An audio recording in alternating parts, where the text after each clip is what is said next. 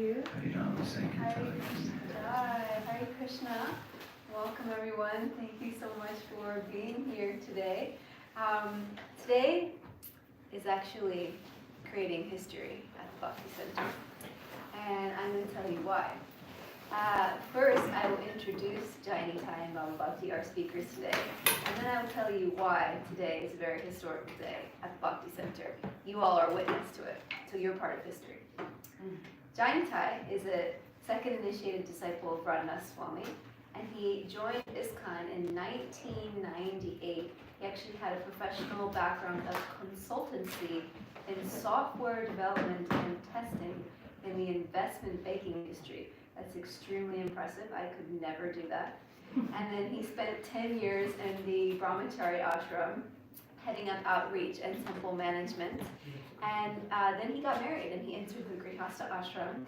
And he was temple president of ISKCON London for 14 years. Now, anyone who's been in management knows that is very impressive.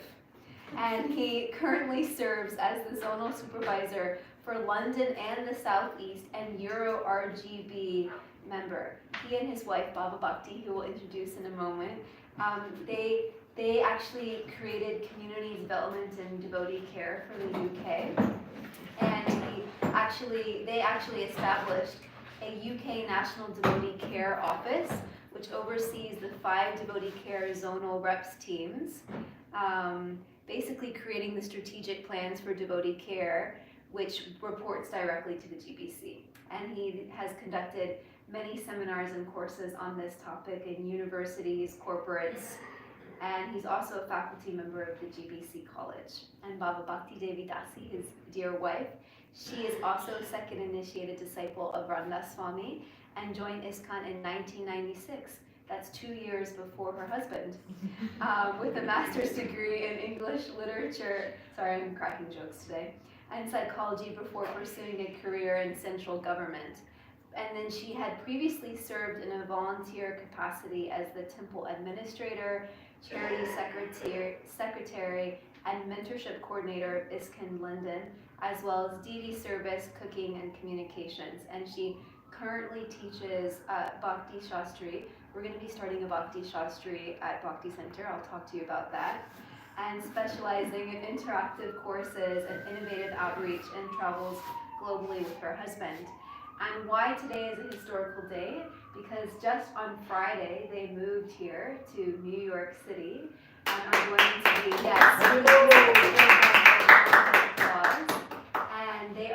to be, they have made a 3-year commitment to be here in New York City and start a devotee care office for the Bhakti Center in New York City. So this is revolutionary. They were personally asked by Radhanath Swami to come here, and Gauranga Prabhu arranged their stay. And it's this like Bhakti Center, you organized this. And this is never going to be the same, because they're going to bring so much to our community, and we're so grateful to have them. You should get to know them. They're just going to spend the first few months of their time here getting to know the community, having conversations with everyone, and yeah, we just can't be more thrilled to have them. They came last time Radhanath Swami was here, and I got to spend quite a bit of time with them and just completely fell in love. So please let's welcome them again.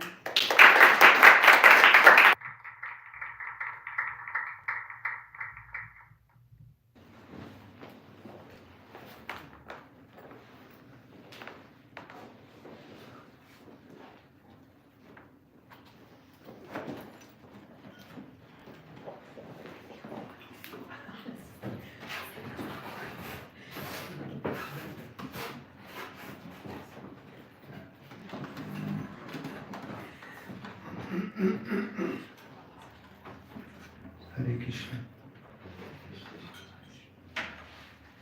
Sancharaj Prabhu left. He's at the He's back. listening out back. Yeah, he's listening. He's at the back. Thought I was going to get away with, some speculating and some No, he left because my jokes were bogus bad. information.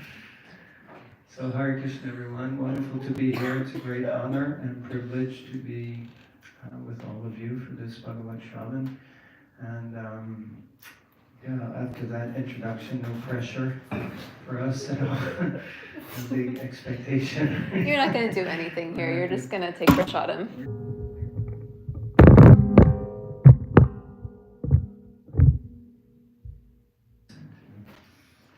Anyway, it is a great honor and privilege to be here. And we're very grateful to all the devotees for the amazing service they're doing here in New York City. As Prabhupada said so many times, New York City is the most important city in the world, and this is where Srila Prabhupada came to start everything, and we feel so honored to be just around the corner from Matchless Gifts, 26 2nd Avenue, where it all really began. And we were remembering before coming here that in just 2 years' time, it'll be the 60th anniversary of Srila Prabhupada. Well, next year will be the anniversary of Srila Prabhupada coming to New York in 1966, or 2026 will be 60 years since the incorporation of the International Society for Krishna Consciousness, which happened just around the corner. So. And this year is the 50-year anniversary of the installation of Radha Muralidhar. Yeah, Shishi Radha Muralidhar ki. Yeah. So lots of good reasons to party. So like that. And I think from what we've experienced the last 2 nights in New York, people here like to party, I think. It's a good way to get in with the people of New York. So I think before we begin, we'll just chant the Mangala prayers and prepare ourselves for speaking a little something. I think we have until 12:30, and we need a hard finish at like 12:25 sort of thing. Yeah, for 5 minutes of questions, because the conch shell will blow at 12:30. Okay, so that'll be it. Okay, so we'll try to speak a little something from the Srimad Bhagavatam. Om Agyanatilandasya Gyananjana Shalakaya Chakshurmilitam Dena Tasmai Shri Guruve Namaha Shri Chaitanya Manobhishtam Sthapitam Yena Bhutale Swayam Rupa Kadamayam Tadati Swapadantikam Vandeham Shri Guru Shri Yuta Kamalam Shri Guru Vaishnavamscha Shri Rupam Sagrajatam Sahagana Raghunatham Vitam Tam Sajivam Sarvetam Savadutam Harijana Sahitam Krishna Chaitanya Devam Shri Radha Krishna Padam Sahagana Lalita Shri Vishakam Vitamscha He Krishna Karuna Sindhu Dinabandhu Jagatpate Gopisha Gopika Kanta Radha Kanta Namostute Natafta Kanchana Urangi Radhe Vrindavaneshwari Rishabhanu Sute Devi Pranamami Hari Priye Vanchakalpatarubhyascha Kripa Sindhubhyeva cha Patitanam Pavanebhyo Vaishnavebhyo Namo Namaha Shri Krishna Chaitanya Prabhu Nityananda Shri Advaita Gadadhara Shri Vasadi Gaura Bhakta Vrinda Hare Krishna Krishna Krishna Hare Hare Hare Rama Rama Rama Rama Hare Hare. All together. Om Namo Bhagavate Vasudevaya. Om Namo Bhagavate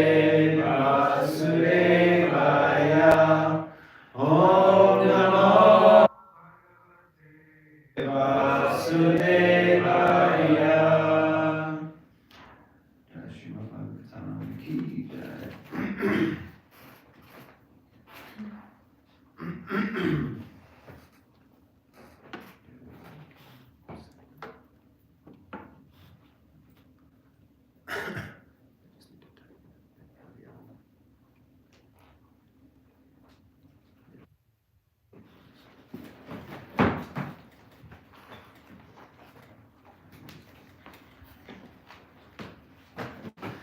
So Hare Krishna. Is there anyone who's here for the very first time? Okay. Anyone here for the second time? Okay, wonderful. So it's only our second time also. So next time you come, you can give the talk. So you'll be qualified. Okay. Okay, so we have chosen a specific section of the Srimad Bhagavatam. I'm just curious, is everyone here familiar with the Srimad Bhagavatam? Yeah? Anyone who's kind of a little like not really sure what you're talking about? Okay, so a little bit like that. So Srimad Bhagavatam is a most glorious book. To say book seems mundane, but scripture, shastra, story. It is considered the embodiment of Lord Krishna himself. And actually the Srimad Bhagavatam is an incredible story of a person who's about to depart from this world, about to die, has been given his warning of 7 days, and within 7 days he will depart from this mortal world. And of all the things that he could do, he decided to go and fast until death, sitting on the bank of the Ganges, or the Jamuna, depending on how you understand. And he just wanted to understand what life was all about, what everything was meant for, and what he was here for. Even though he was a great king, and he could have done many, many things. We were hearing last night from Radhika Ranjan Puruda's Kirtan. He was talking about in universities in London, we have a program called 24 Hours to Live, where we discuss with students, what would you do if you had 24 hours to live? And the one group went out with their camera and videoed and interviewed many people on the street. And do you know what number one was? If you had 24 hours to live, what do you think people on the high streets, the shopping streets of London said? Number one. Yes, in the back. Spend time with your family and parents. That's a very pious thing. They certainly weren't in the mood. That was down the list, I think number 6, 7, something like that. Connect with Krishna? No one even said that. I can't believe it. Yeah. Not many people say connect with God or anything. Number one was shopping. Max out my credit cards. That's what they said. If I had 24 hours to live, I would max out my credit card, just splurge and go wild. So this is the mentality of the modern. They also said some things that I won't mention here in front of the deities. What they would do if I had 24 hours to live. So like this. But Parikshit, this great king, the emperor of the entire world, he decided it was the most important thing that he could do was try to realize himself. And he knew that he would need help to do that, but he went to the bank of the Ganges and he began his fast for his last 7 days. And this wonderful personality, as well as many other personalities, arrived on the scene. But Shukadeva Goswami is the person who became his spiritual master, his teacher, his guru, and they began to converse for 7 days and 7 nights. So it's a very beautiful, beautiful story. And my wife and I, we love to read Bhagavatam together and discuss. We also, we started during lockdown, I think it was a YouTube channel. We started on Facebook called Bhagavatam Bites, where we just read regularly from the Bhagavatam to discuss amongst ourselves. So it's really nice. It's enlivening, inspiring, and uplifting. So we're going to discuss today from the 4th canto of the Srimad Bhagavatam, those of you who are familiar. And we're going to discuss from the 20th chapter. Specifically, we're going to read first verse number 18. So any of you who have devices and you'd like to follow, we also have it here. We would have put it on the screen, but that's okay. You'll have to use the screen of your mind So please stay as focused as you can. Okay, so this pastime is about King Prithu and Indra. Maharaj Indra, the king of heaven, and Prithu Maharaj, who was like the king of the earthly plane, or really the emperor of the entire world. Like that. Okay, so the verse that we're going to speak from today is verse 18, and I'll just read it out first. As King Indra was standing by, he became ashamed of his own activities and fell down before King Prithu to touch his lotus feet. But Prithu Maharaj immediately embraced him in great ecstasy and gave up all envy against him for his having stolen the horse meant for the sacrifice. So we'll take turns reading. So this is the purport to that verse. So for those of you who don't know, for every verse that's there, or not every, but most verses, Srila Prabhupada will give a purport or an explanation that is based on different commentaries from great teachers and acharyas in our lineage for the last hundreds, thousands of years, like that. So Srila Prabhupada writes in his purport, there are many cases in which a person becomes an offender to the lotus feet of a Vaishnava and later becomes repentant. Here also we find that although the king of heaven, Indra, was so powerful that he had accompanied Lord Vishnu, he felt himself a great offender for stealing Prithu Maharaj's horse that was meant for the sacrifice. An offender at the lotus feet of a Vaishnava is never excused by the Supreme Personality of Godhead. There are many instances illustrating this fact.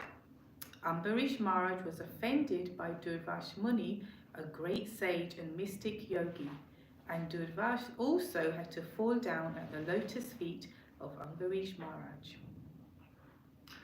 Indra decided to fall down at the lotus feet of King Prithu, but the king was so magnanimous a Vaishnava that he did not want Maharaj Indra to fall down at his feet. Instead, King Prithu immediately picked him up and embraced him, and both of them forgot all the past incidents. Both King Indra and Maharaj Prithu were envious and angry with each other. But since both of them were Vaishnavas, or servants of Lord Vishnu, it was their duty to adjust the cause of their envy. This is also a first-class example of cooperative behavior between Vaishnavas. In the present days, however, because people are not Vaishnavas, they fight perpetually among one another and are vanquished without finishing the mission of human life. There is a great need to propagate the Krishna consciousness movement in the world so that even though people sometimes become angry and malicious toward one another, because of their being Krishna conscious, such rivalry, competition and envy can be adjusted without difficulty.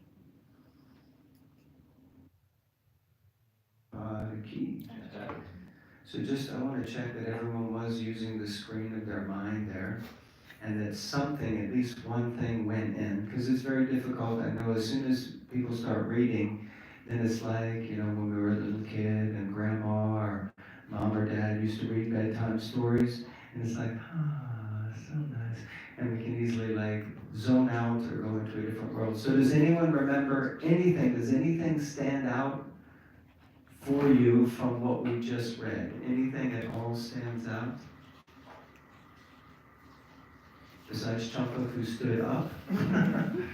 Yes, and your name? Dina Bandhu Das. Dina Bandhu Prabhu, nice to see you, yes.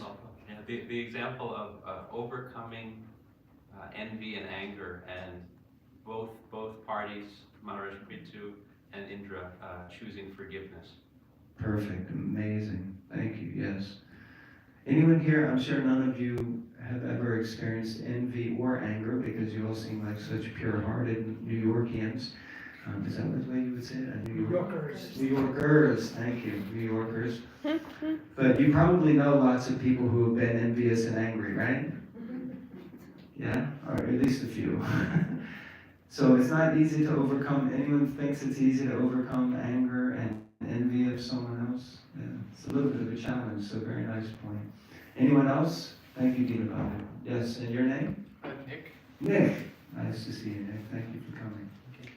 How the Supreme Personality of Godhead didn't excuse him, but Maharaj was his name?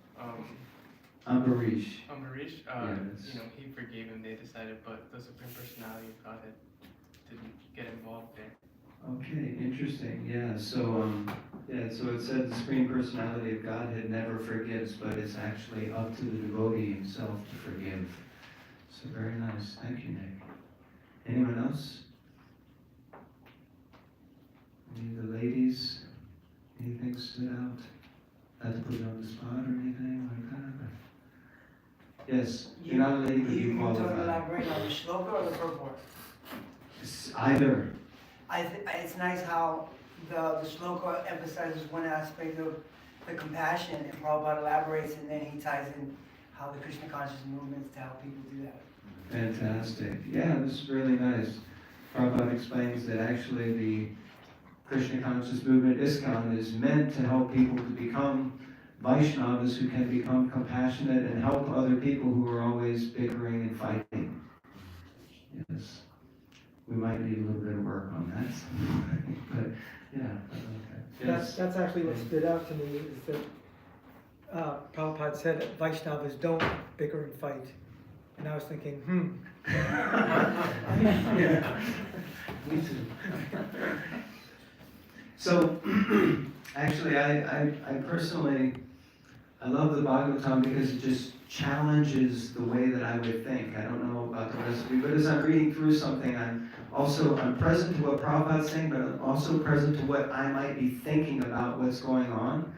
And so I like these kind of controversial type of experiences, and this pastime for me is one of those. Now the part that we read is like, you could say, and they all lived happily ever after. Yeah, we read the end. We read the, oh, isn't it so nice? They forgave each other. But if you go back to the beginning, way, way, way back, once upon a time, then the beginning of this pastime is actually, it sort of highlights some, I don't know how to say, maybe dichotomies or things that seem like, but why? How could that be the case? Because King Prithu was a great king, and his goal was to please the Supreme Personality of Godhead by performing these, what are known as Ashwamedha Yajnas. Yajna is like a sacrifice or a fire yajna. And he was trying to perform 100 of these, which it's very difficult to even perform one properly. So he had gotten up to 99. And this is like incredible and amazing. But just like anyone who becomes accomplished at anything, as soon as you become accomplished and you get up on the screen, your name gets up in lights, then immediately there's people who start kind of gunning for you, I guess might be a term to use. So Indra, he became very envious and concerned, because the way that Indra had become the king of heaven is by performing 100 horse sacrifices. So he was worried that King Prithu was actually going to usurp his position, that he was going to lose his position. And because of that, he became very concerned. So it was his mission to try to thwart or to interrupt that yajna as any way he could. Now, the way that he went about doing that is quite interesting. If you think about it, he could have done so many different things. He could have just went straight to Prithu Maharaj and said, hey, look, check it out. I did 100. Maybe you could just do 99. And is that cool? He could have done so many other things. But what he did was he went and he stole the horse, the 100th horse. He was stealing the horse. And not only did he steal the horse, but he didn't want to be recognized as the person stealing the horse. So he dressed himself as a sadhu, as a holy man, and he stole the horse. And in that way, every time they tried to stop him, at first they said, oh no, we can't stop him because it's a holy man. But then another holy man said, he's not a holy man, that's Indra, and you should stop him. So he did this several times. He just kept doing it. And it's described that every time he did it, he would dress himself as a different type of holy man. And he was starting a whole sampradaya, which means like a spiritual lineage of bogus guru kind of thing. A whole bogus lineage by dressing like this and performing this kind of adharmic or sinful type of activity.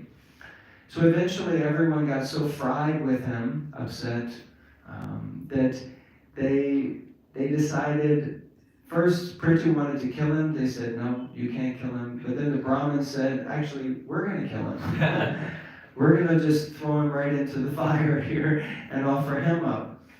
But then it was Lord Brahma came, and Lord Brahma is kind of like the boss of the entire universe. He's the engineer of the universe. And so he manifested and he said, no, don't do that. Actually, what will please Vishnu the most, Prithu Maharaj, and he addressed Prithu, is if you just be happy with 99. Now Prithu was on a roll, and he was ready, he would have broken the record kind of thing. And Lord Brahma said, just be happy with 99. Vishnu, the person you're trying to please, will be happy if you just accept 99. And then he said, you'll also be famous for the person who only did 99. You can sit with that for a moment, how you might feel, you know. There are many things we'll discuss in a moment, but Prithu Maharaj said, okay, if it will please the Lord that I only accept 99, then what can I do? I'll just accept 90. I'll only do 99 and we'll be done. Now, the thing is that although he accepted it externally, but internally there was still turmoil, upset. He was still peeved off with Indra. And he actually was thinking, why didn't you go to Indra? Why didn't you tell Indra to stop acting like a fool? But actually, Lord Brahma had said to Prithu Maharaj that if you keep trying to do 99, you're going to keep encouraging Indra to act the way he's acting. So if you make the adjustment, then he will relent and he'll stop. And the whole thing will be over. So he did. So then we see what eventually happened is that he let it go, but Vishnu eventually came and spoke with Prithu, but Vishnu didn't come on his own. Vishnu came with his beloved devotee Indra. And he asked Prithu Maharaj to please forgive him. And by that time, Indra had also felt remorse within his own heart, and he wanted to bow down at the lotus feet of Prithu Maharaj and beg forgiveness. But Prithu Maharaj said no, and he grabbed him and embraced him, and that's the scene of the story. Everyone's got that? Does that make a little bit of sense? Yeah, okay. So we have created a little acronym for this pastime, which we'll discuss. And you'll be tested at the end, so make sure you pay attention. Okay. So the acronym is? Fame. Fame. I think that's where the film was here in New York, wasn't it? Famous Fame. I was going to sing the song, but I held back. I really did hold back. It was everything I had to not do that. Jump up and, right here's where you start paying. No, I'm not going to say it. So yes, the acronym is FAME, F-A-M-E, and the first one is F. F, and we put F standing for forgiveness, because we felt Prithu Maharaj not only accepted the situation, as was explained, okay, but he forgave Indra, which is really one step further in terms of heart transformation. It's one thing to accept, okay, this is the situation. These are the players. This is who I'm dealing with. This is what's going to occur. If I act like this will occur. So that's one thing. But to then go further in your own character development and forgive, which means not only is this is how the situation is, but I'm okay with that.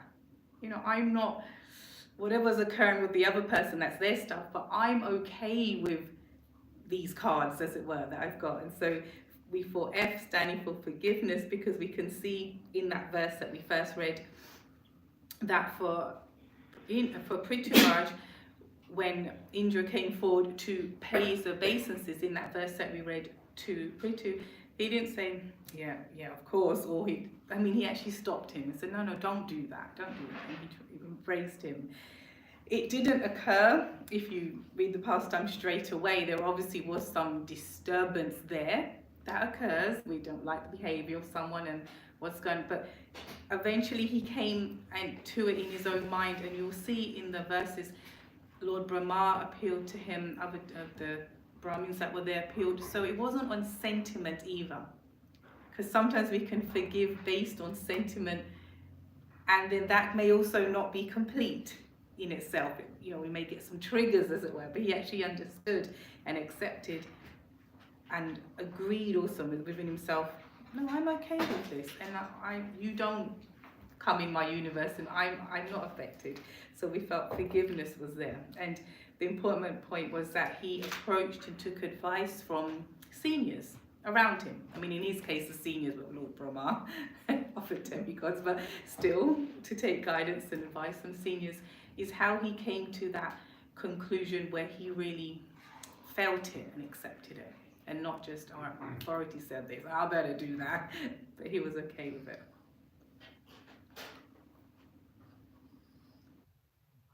We can ask ourselves for internal reflection is, what is it that prevents us from forgiving someone else? Now, of course, being pure-hearted Vaishnavas, maybe none of you have nothing to forgive, you have nothing to forgive anyone for, you're okay with everyone. But if there is, or even just, what do you think it would be that holds us back from actually forgiving someone, really genuinely forgiving?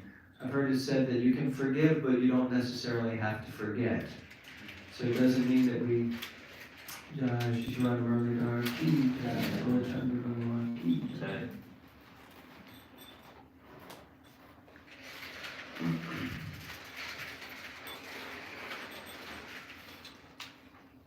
sometimes it's described that not forgiving someone is like carrying around a hot coal.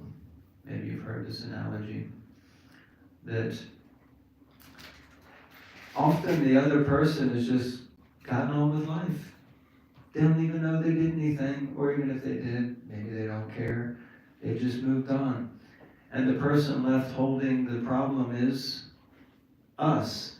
And it's just burning and festering, and sometimes whomever we meet, we tell the story. Oh, this thing and that thing and this one, and he did this and she did that, and they like this, da da da. And meanwhile, we're just burning and burning and burning.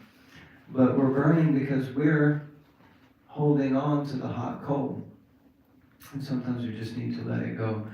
And this is a whole topic in and of itself, but we can think, reflect within ourselves, what is it that prevents me from actually forgiving?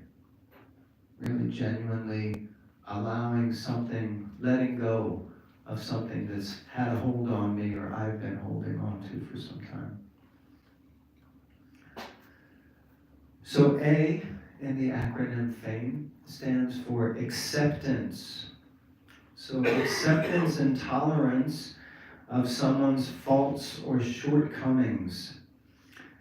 Understanding that eventually they will be rectified, and the rectification has to come from within, although it can be prompted from without, but real change only comes from within, and we have to feel the need for that change. Means that, just curious here, anyone here is perfect? Your what, is that your partner? Okay. That was I was doing that too, by the way.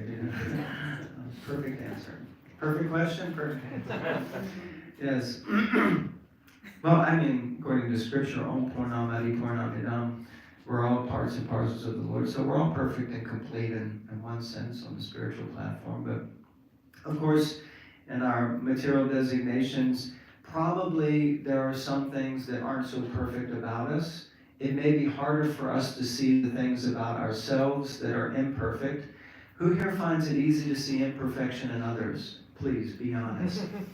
Okay. And if you didn't raise your hand, really, there's... Yeah, generally it's so easy to see issues with other people. But when that powerful mirror of reflection is cast upon us, it's really difficult to tolerate looking at our own imperfections. I remember asking someone once, so how do you think you should deal with that imperfection in someone else? And they actually said, I think God has put me here to point it out and help them get over it. Anyone here thinks like that sometimes? Like God has personally sent me to rectify this other person. Sometimes it can be like that. We think maybe it is. Now, I was also serving as temple president for many years, and I used to think, well, am I supposed to or am I not supposed to? How much are you meant to accept? How much are you meant to correct? How much are you meant to try to rectify? I mean, am I meant to be like a father figure that's meant to sit down and say, look, you really got a lot of issues. Can we start with at least one of the 100? You know? So it's like that. So the idea of acceptance is that sometimes we just have to accept. In Bhagavad Gita, it explains that every endeavor is covered by some fault. It doesn't say most, it doesn't say some, it doesn't say a few, or it doesn't say every now and again. It says every endeavor. That means every single thing that we do has some mistake. Some fault is there. It means that we're actually perpetually making mistakes. We're always making mistakes. That's not anyone else. That's us. Every endeavor is covered by some fault. But the challenge is to allow and accept the faults in others is not such an easy thing. I remember hearing one devotee give a class, and he said, we always expect the benefit of the doubt. Does everyone knows what that means? Everyone understands that? It means that if I did do something and you kind of misunderstood, it's like, no, but we've known each other for years. Give me the benefit of the doubt. Because often when someone calls us out, we say, no, I didn't mean it like that.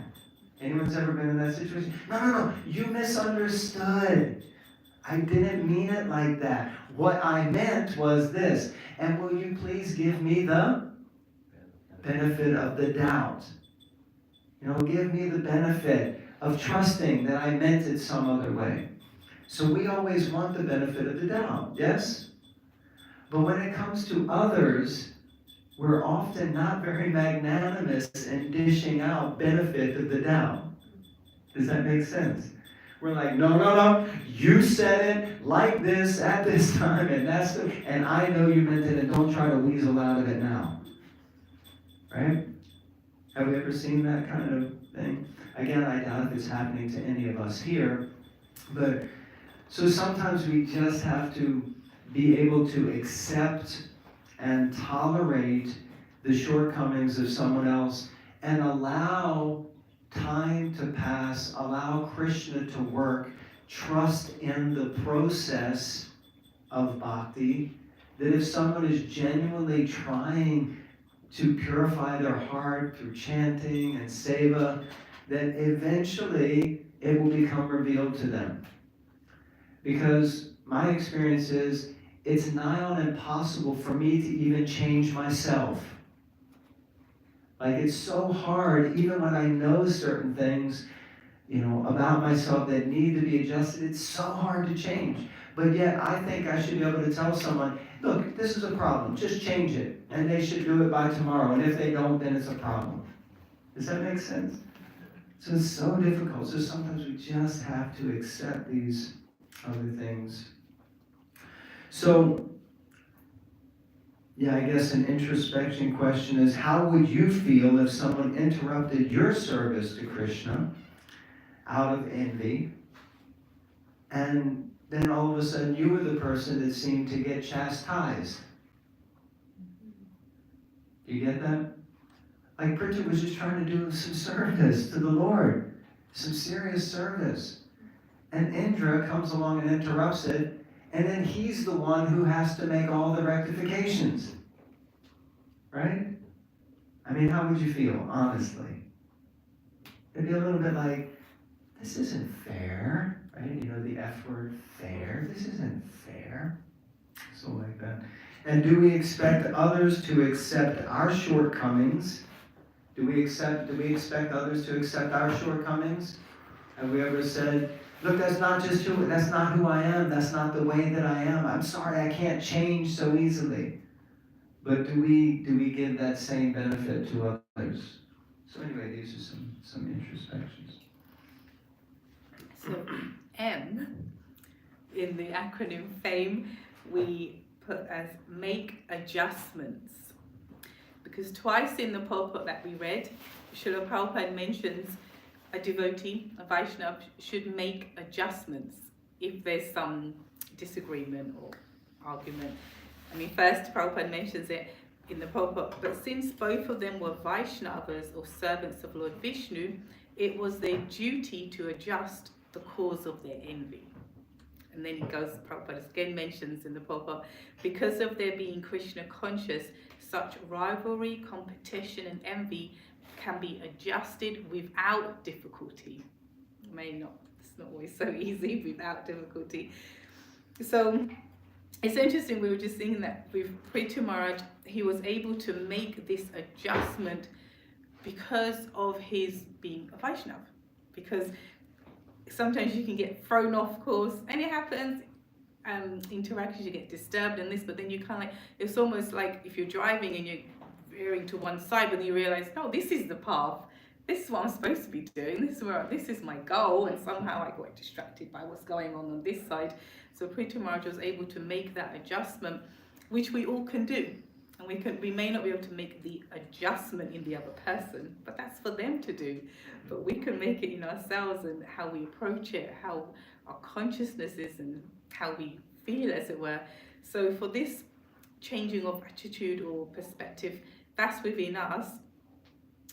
And so the question we were thinking in terms of introspection was, what do you think needs to happen within yourself to make an adjustment when you come up against some challenges or obstacles? What is it that, not because we tend to put the spotlight on the other person, but if it was turned on us in that situation, regardless of who's right and wrong and what happened in the history, but what can I do? Because I'm the one that has to live with it.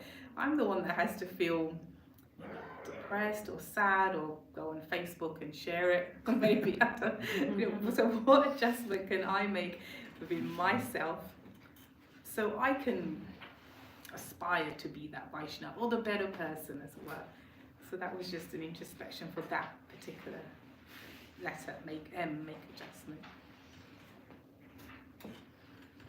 Everyone understands that? Does that make a little bit of sense? It's not so easy to make adjustments, but Srila Prabhupada says you should be able to do it without any difficulty. As he often would say, what is the difficulty? Okay. So the last letter is E. So we've got the acronym FAME. F stands for? A stands for? Acceptance. M stands for? Make adjustments. And E stands for? The crux of all this, which is? Envy. Envy. So, envy. King Indra is envious of Prithu Maharaj. It doesn't really make much sense, I'm sorry. You are the king of heaven. You're already enjoying so much. You already have so much. I mean, the opulence of the King of Heaven is unfathomable for us. He just enjoys and has so much power, so much everything, so many opulences, wealth, he's beautiful, he's strong, he's intelligent. What else is there? Famous. Huh? Famous. He's famous, he's Lord Indra. And, but it seems that renunciation is not one of his strengths. He couldn't just let go. He couldn't just allow Prithu Maharaj to shine. He couldn't be happy seeing someone else be successful. It's such a challenge. There's that little thing when we see someone else doing well, it's like, damn, why isn't that happening to me? What about me? Aham mameti. We put ourselves in the center. And it's really difficult to become happy for someone else's success. Instead, we feel like, I want that. I deserve that. I need that. I should have that. That should be mine. Who is that person to have such, opulence? I'm the best. I should be. And it's all I, me, my. So this principle of Indra, it just really doesn't make sense. He's already got so much. Come on, Indra, give the guy a break. You're the king of heaven. He's just the king of the, I guess you could say the material, not the material sphere, but the earthly plane. And you've already got so much, there's no need to be envious. But still, he is envious. So, if we're feeling insecure and envious, we need to do a personal inventory, an MOT of our spiritual life. Now that might not make sense here, MOT. MOT is what you do to have your car tested every year so that you can drive it on the road. What is it called here? Inspection. An inspection, same thing, yes. So we need to sometimes do a little inspection of our spiritual life and look around and see what's going on. I remember a friend of mine, when I first started reading, we read through the Nectar of Instruction together, the Upadeshamrita. And he said, if you're ever having any challenges or problems in your spiritual life, you should come back to this book. This will highlight for you where the challenges are. From the first text all the way up to the end, but especially, I guess, the first 6, 7 texts help us to see whether it's our own, are we avoiding the things that need to be avoided? Are we engaging in the things that we should avoid? What are our relationships like with the devotees, with the Vaishnavas? What's our relationship like with the seniors, spiritual master? What is our relationship like with the holy name? So it's really a powerful book for helping us to take inventory or do a test on our own spiritual life. So now it's also mentioned that by Srila Prabhupada that both of them were envious. Both of them were envious. He said they both were envious and angry. And that's also another thing that has taken me some time. How do you think that Prithu Maharaj was envious of Indra?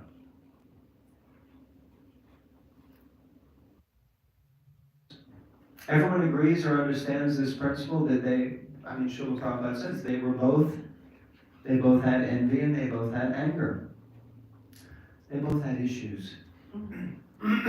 What was Prithu Maharaj envious of? Well, Indra had completed the 100 and he wanted to complete the 100. Okay, yeah, so then when he was told he couldn't, then there might have been some envy that, oh, he got to do it, but I don't get to do it. Very nice, okay.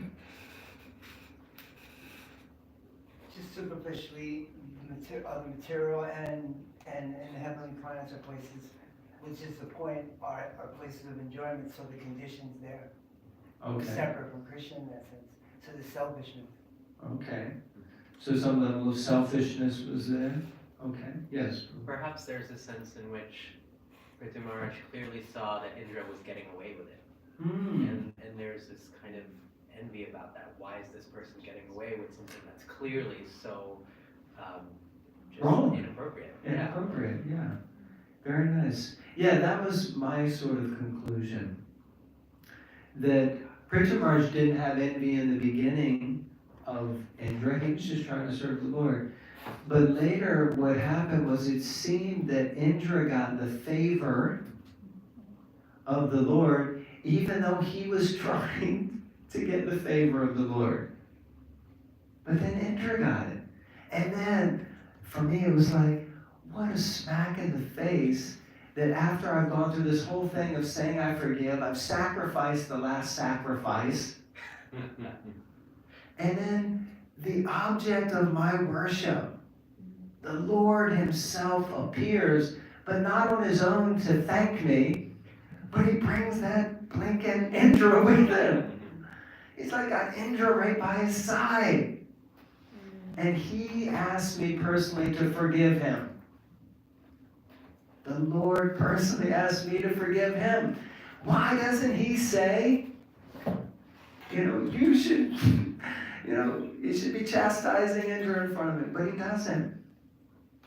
So I was thinking that, yeah, he was angry. Of course he was upset because it must have felt for Prithu Maharaj that I'm the one that got chastised in all of this.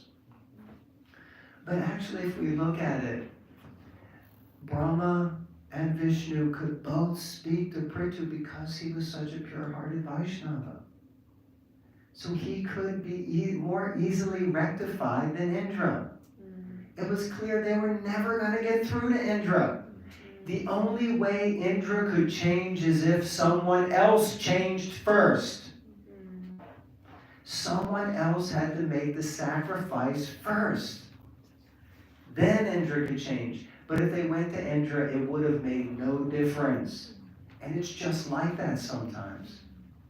It may seem that we're getting the brunt of the punishment. Why do you keep coming to me? Why are you asking me all the time to make the change? He's the one who's acting inappropriately. Why don't you correct him? Why don't you chastise him? But it's because Indra just wouldn't have been able to change. But they knew that Prithu Maharaj could. So actually it was an honor. It was actually a genuine honor that the Lord and Brahma asked him to make this adjustment. And because of that, here we are talking about him so many thousands and thousands of years later, because he's famous as that personality who sacrificed the 100th sacrifice for a higher purpose, to appease someone who was so envious that they couldn't control themselves, to please the Lord. He was able to forgo. And in that way, he showed that last opulence of renunciation, that he was actually able to renounce that and not be attached. But that tiny vestige of attachment was still there, and the Lord came personally with Indra to just remove that. So merciful.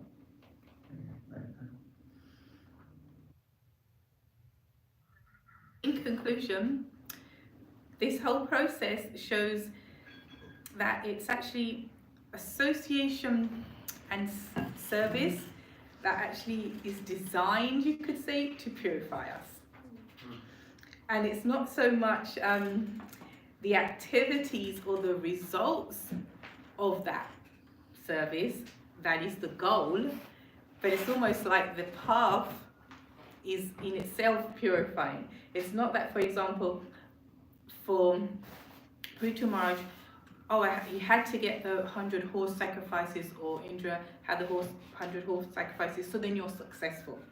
Actually, we see here that Prithu Maharaj comes out, as was mentioned, more successful, full stop, because of his sacrifice in himself, sacrifice of the growth, not the horses, as it were. Because the verse we were reading here was verse 18, but if you go on 2 more verses to verse 20, when this occurs, so then for Lord Vishnu, it's like, all right, I've sorted out the kids, okay, because this one came and this one forgave, and then they hugged, and he was actually leaving. And in verse 20, he actually says that Lord Vishnu was leaving, but then the words used in the verse are that the Lord was detained, and he wasn't detained by physically being arrested or anything, he was detained by the behavior or the character, as it were, of Prithu. So the change in behavior and character of Prithu Maharaj detained the Lord. It's like it actually stopped him from leaving. Like that love or that change made him stay. So the lesson is, it's not the result as such, not that we don't get anything done, but it's not the result, the end result, and the bitterness or the fighting to get the end result, because I did it, I did that project, I did this, I did that, but it's how do we cooperate and behave along the path to that goal that Krishna notices, and oh, that's the caring. Okay, you may be at the end waving the flag, but what did you leave in your wake? You know, how are people feeling as a result of that, just because we got that done? So Prithu Maharaj actually is victorious, or famous, as it fame that we use the acronym, because it stopped Lord Vishnu even from leaving at the end. And it wasn't that Lord Vishnu was stopping because he was like, oh, the sacrifice was done for 99 horses, or I'm happy with the pair of you. He was actually looking at his devotee and feeling that just sort of halted him, as it were, that just stopped him in his tracks, and he was detained. So the end goal is the behavior, as it were, and not the actual activity. One said, it's not what you do, it's how you do it. It's not what we do, but how we go about doing what we do that Krishna is really concerned with. Hare Krishna. So we'll stop there. We have 3 minutes, not 5. We thank you very much for your kind attention. Yes, John, if you. Yeah, 2 things really stood out to me from this beautiful. One is that we always hear this term people over projects, but I feel like this class really illustrates what that means. That Prithu Maharaj, he wasn't wanting to do these horse sacrifices for prestige or any material thing. He was a sincere devotee. He just wanted to please the Lord. But even in our service and even in our enthusiasm to serve the Lord, we have to be fluid, and we have to surrender to what the Lord wants, and not even be attached to the service, but attached to the spirit of the service, and understand that another devotee's feelings and another devotee's spiritual progress and the people that we're serving with are actually more important than that offering to the Lord. And serving them is the real offering to the Lord. And also, it was beautiful how you shared that, Prithu Maharaj was getting chastised by the Lord because the Lord felt he could handle it, whereas the Lord knew Indra couldn't. So we have to take that very seriously. Like, if the spiritual master or senior devotee chastises us, we can take that as mercy. And we can see, I'm so fortunate that they trust me to give me this feedback, and we can see it as that person's love and care, and open ourselves to it.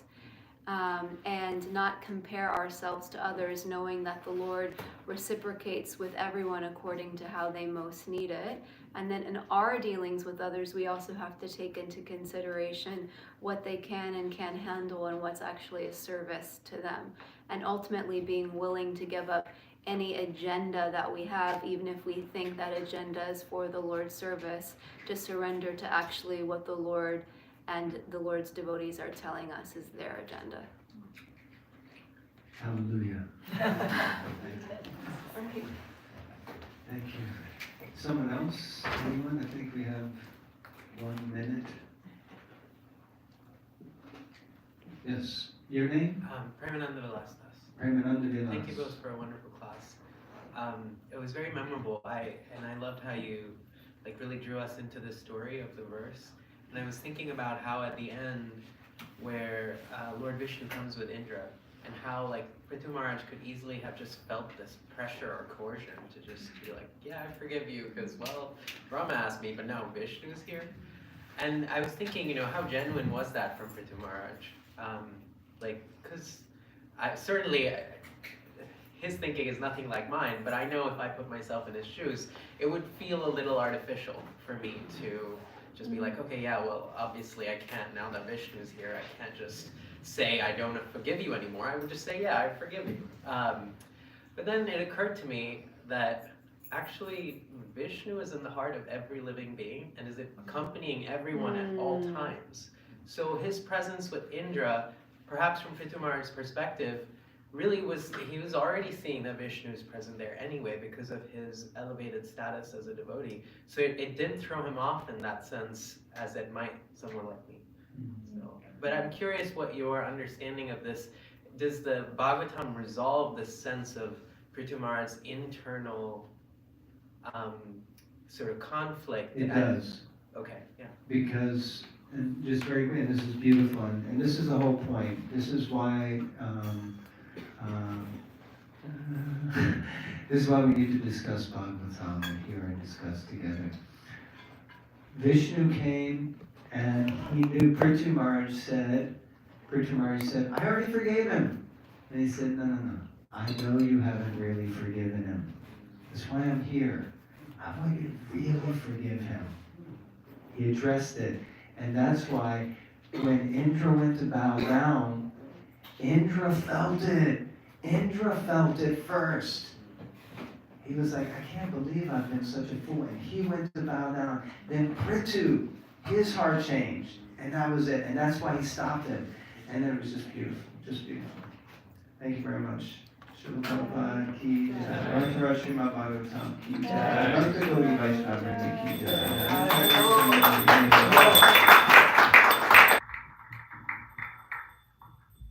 Thank you, devotees, so much. Thank you, Jai Nitai and Bhava Bhakti.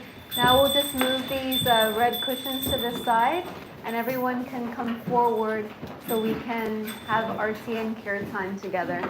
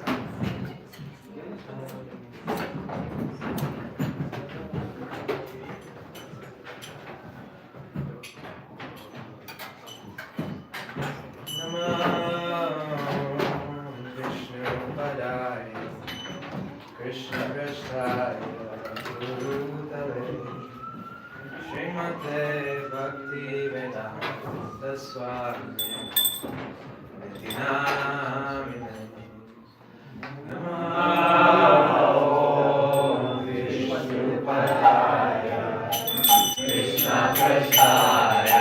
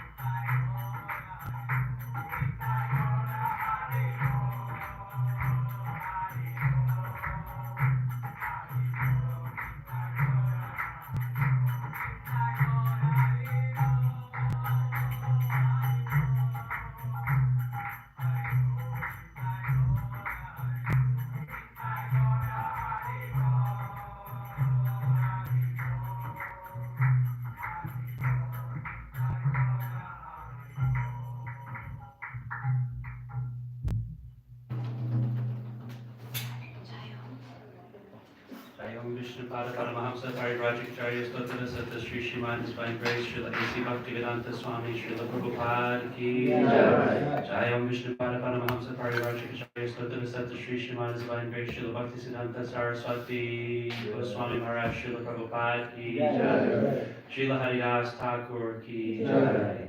Prem se kho Shri Krishna Chaitanya Prabhu Nityananda Shri Advaita Gadadhara Shri Vasadi Gaura Bhakta Vrinda Ki Jai. Shri Shri Radha Krishna Gopa Gopinath Shama Kunda Radha Kunda Giri Gauradan Ki Jai. Shri Vrindavan Dham Ki Jai. Shri Mayapur Navadvip Dham Ki Jai. Jagannath Puri Dham Ki Jai. Ganga Mai Ki Jai. Yamuna Mai Ki Jai. Tulsi Devi Ki Jai. Bhakti Devi Ki Jai. Samaveta Bhakta Vrinda Ki Jai. Shri Harinam Sankirtan Ki Jai. Jai Gaur Premanande, all glories to the assembled devotees, all glories to the assembled devotees, all glories to the assembled devotees, all glories to Sri Sri Guru and Gauranga, Srila Prabhupada Ki Jai.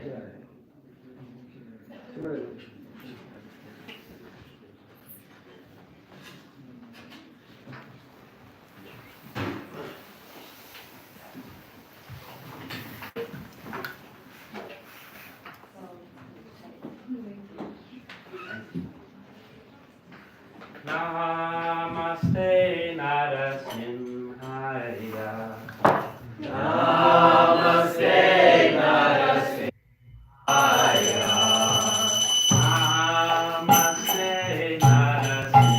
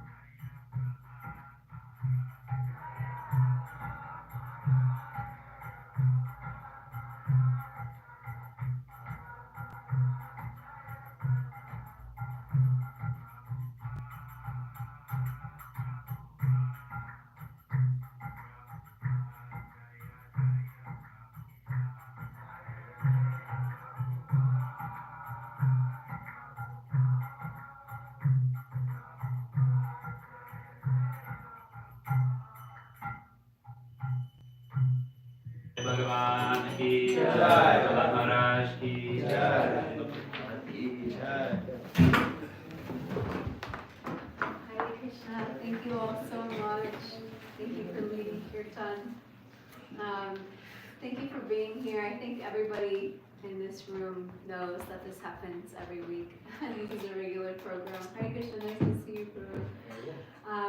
Thank you for being here. Next week we have Premananda Kirtan is going to be doing Kirtan, and Hari Vilas is going to be speaking and giving the talk. The talk is something like realism in the Bhagavatam. Don't expect things to be materially perfect, something along those lines, which is a very interesting topic. Actually, when he sent me that, I had a little bit of like, yeah, things are wonderful, because I'm such an optimistic person. And I thought this would be actually very, very good to hear. So please come back. The following week we will have Vasudev. He was supposed to give the talk today, but he was ill. So thank you to Bhava, Bhakti and Nitai for moving here and filling in. But the following week on the 28th, Vasudev will start his Shikshastakam series. So we would love for you to come give class soon, Dinabandhu Guru. We'll speak to you. So please stay, and we have prasadam lunch served for you all in the back. Please take it in the back. Leave a donation if you can, and thank you for being part of the Bhakti Center family. Hare Krishna.